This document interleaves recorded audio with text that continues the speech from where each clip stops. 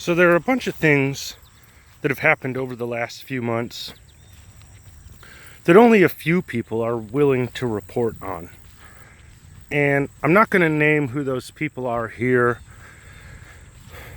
simply because I don't want to wrap up all the rest of whatever's going on in this discussion. Mostly these people are on the right, or they're very anti-establishment or whatever.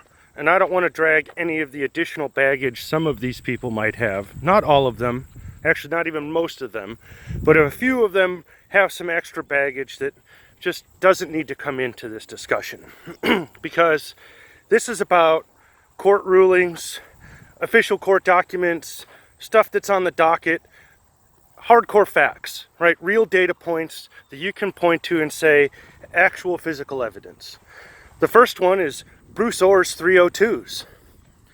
The release of Bruce Orhs' testimony pretty much confirms that two portions of the intelligence community were trying to launder the same piece of information through two separate channels to make it look like it could be independently verified.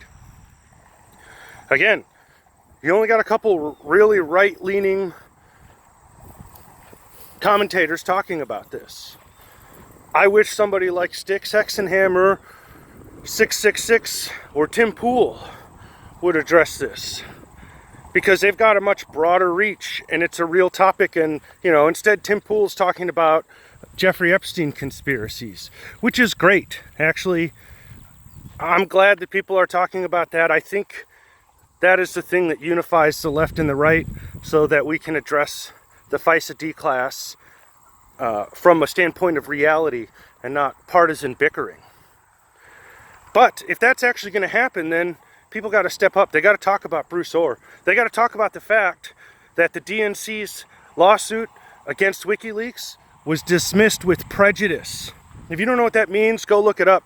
It's a legal term, dismissed with prejudice. It means that the evidence for the case was so thin, was so superficial, that the judge was offended that they even tried to bring a case.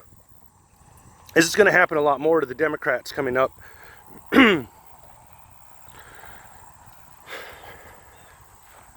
Nobody talks about James Baker's testimony. That was months ago. Months ago.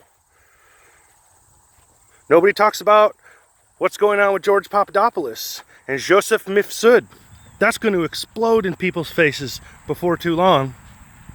Anyway, if you're a content creator with an actual audience, unlike myself, you should be talking about these things. It's in your benefit. Even if you don't like the outcome, you should at least bring it up. Because if you don't, you'll be seen as lying by omission.